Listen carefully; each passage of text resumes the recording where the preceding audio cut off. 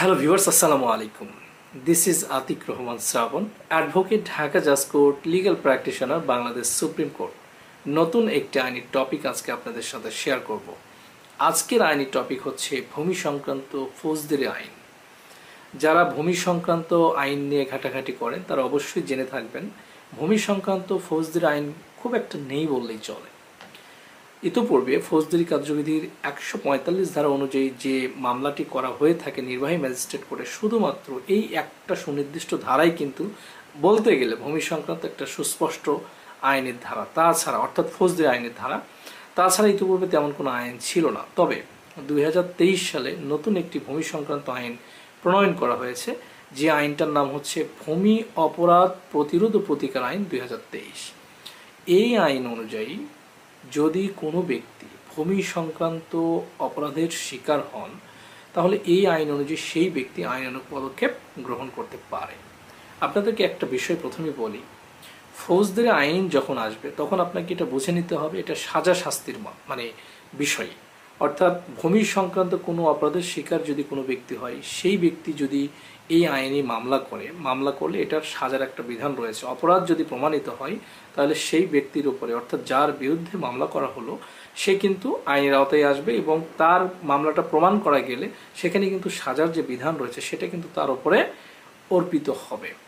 তো এখন বিষয় হচ্ছে যে আপনারা অবশ্যই জেনে থাকবেন, যারা ভূমি সংক্রান্ত মামলা মোকদ্দমা বা জমি জমা সংক্রান্ত মামলা মোকদ্দমা করে থাকেন তারা জেনে থাকবেন যে ভূমি সংক্রান্ত মামলাগুলো নর্মালি সিভিল মামলা, দেওয়ানি মামলা বলা হয়। এই মামলাগুলো বছরের পর বছর, যুগের পর যুগ কিন্তু চলে। অনেক ক্ষেত্রে এটা কি কারণে চলে, দেখা যায় যে এই মামলাগুলোতে অনেক বিবাদী থাকে, অনেক বাদী থাকে, এগুলোর সাক্ষ্য প্রমাণ অনেক লেন্দি। অনেক দেখা যাচ্ছে যে একটা মামলায় হয়তো 10 জন বিবাদী, এই 10 জনের বিরুদ্ধে আপনাকে প্রপারলি সমন জারি করাতে হবে। দেখা গেল 2 জন জারি হয়ে আসছে, বাকিগুলো জারি হয় না। এগুলো জারি করাতেই 4-5 বছর চলে যাবে। তো এরকম অনেক সময় হয়ে থাকে যে বাদী বিবাদীর সংখ্যা বেশি হলে এই মামলাগুলো কিন্তু হিউজ টাইম পর্যন্ত চলে। আমার কাছে প্রায় মাস 6 পূর্বে একটা মামলা আসছিল, 104 বছর চলমান এই মামলাটা। 104 বছর, তাহলে আপনি দেখেন এটা কত পুরনো আমলের মামলা।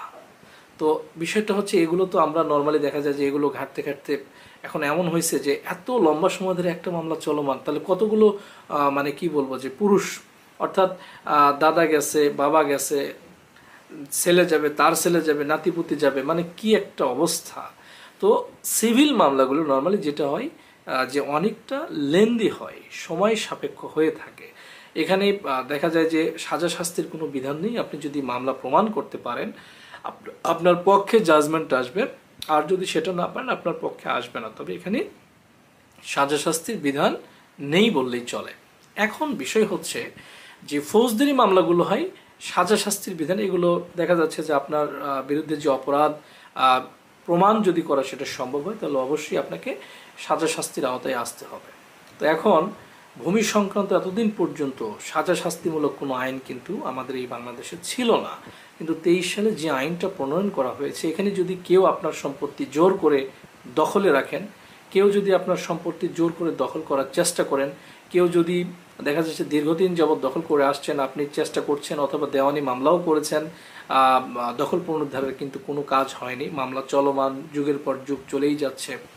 আবার দেখা যাচ্ছে কেউ যদি জালিয়াতি করে থাকেন সম্পত্তি নিয়ে, কেউ প্রতারণা করছে, কেউ জালিয়াতি করছে, কেউ আপনার জমি থেকে মাটি কেটে কোনো একটা কিছু করতেছে, অর্থাৎ ভূমি সংক্রান্ত যে কোনো ধরনের অপরাধের সাজার বিধান কিন্তু এই আইনে রয়েছে। সো আপনি যদি এই অপরাধের শিকার হন তাহলে আমি আপনাকে বলবো আপনি এই আইনে অবশ্যই আইনানুগ পদক্ষেপ গ্রহণ করতে পারেন।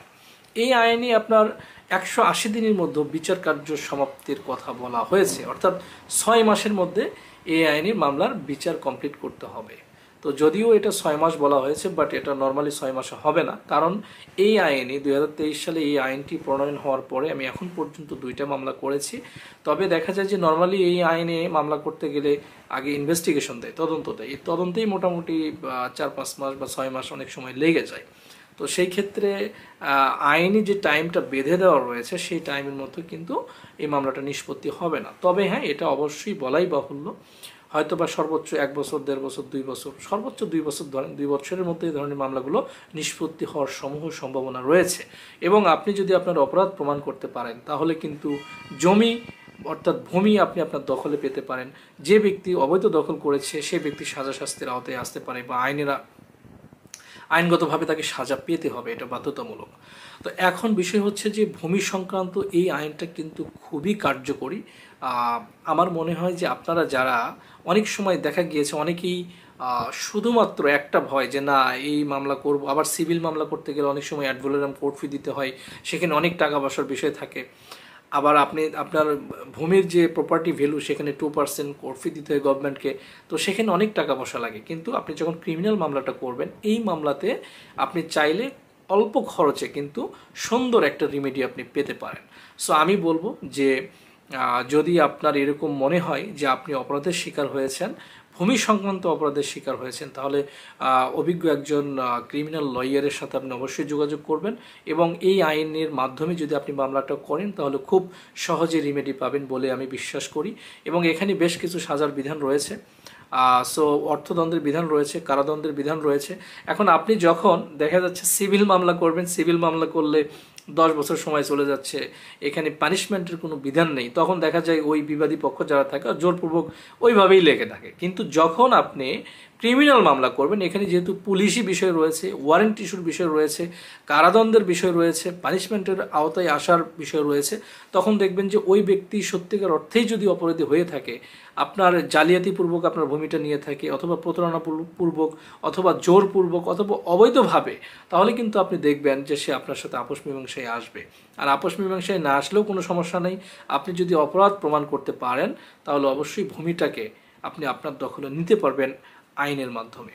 তো এখন বিষয় হচ্ছে যে আমাদের এই দেশে যে নতুন যে আইনটা প্রণয়ন করা হয়েছে এটা খুবই ইফেক্টিভ হবে বলে আমি মনে করি। এখনও এই আইনের ব্যাপ্তি ওইভাবে ছড়ায়নি, কারণ সাধারণ মানুষ ওইভাবে এখনও এই আইনটাকে ভালোভাবে বুঝতে পারেনি। আপনারা যখন এই আইনটা প্রণয়ন হয়েছিল ওই সময় একটা কথা আপনারা ফেসবুক বা সামাজিক যোগাযোগ মাধ্যমে দেখে থাকতে পারেন যে দলিল যার জমি তার। এই কথাটা অবশ্যই যে আপনি যদি দলিল মূলে মালিক হয়ে থাকেন, কেউ যদি দখল মূলে জোরপূর্বক দখল করে রাখে সে কিন্তু রাখতে পারবে না। ভূমির মালিক যদি প্রকৃতপক্ষেই আপনি হয়ে থাকেন তাহলে এই ভূমি আপনারই হবে। যদি কেউ জোরপূর্বক আপনাকে বেদখল করে থাকে, অথবা প্রতারণামূলক উপায়ে আপনার কাছ থেকে অন্যভাবে নিয়ে থাকে, অথবা ডমিনেট করে, যেভাবেই হোক না কেন আপনি যদি জমির দখল হারিয়ে ফেলেন, বাট আপনি মূল মালিক, আপনি জমির মালিক, আপনার দলিলে আপনার দলিল সব কিছু আপনার নামে আছে, খতিয়ান বলি, দলিল বলি, যেভাবেই হোক না কেন আপনার যদি দলিল থাকে, আপনি যদি মালিক হয়ে থাকেন, প্রকৃতপক্ষেই আপনার হারাবার কিছু নেই। আপনি এই আইন অনুযায়ী পদক্ষেপ নেবেন, আশা করি আপনি আপনার সেই জমিটি ফেরত পাবেন। তো যাই হোক, যারা এই ধরনের অপরাধের সাথে সম্পৃক্ত, অর্থাৎ ভূমি সংক্রান্ত অপরাধের সাথে সম্পৃক্ত, তাদের উদ্দেশ্যে বলি আপনারা এই ধরনের অপরাধ সংগঠিত করবেন না। এটা কিন্তু একটি ফৌজদারি অপরাধে এখন যেহেতু গণনা হচ্ছে, সুতরাং আপনি যদি এই ধরনের অপরাধ কন্টিনিউয়াসলি করেই থাকেন বা করেই যান তাহলে কিন্তু আপনাকে এই আইনের আওতায় আসতে হবে এবং আপনাকে জেলে যেতে হবে, মাস্ট। তো যাই হোক, আমি জানি না এই ভিডিওটা আপনাদের কাছে কেমন লেগেছে। যদি তথ্যবহুল মনে করে থাকেন অবশ্যই লাইক এবং কমেন্টস করতে ভুলবেন না। ভালো থাকবেন সবাই, আসসালামু আলাইকুম।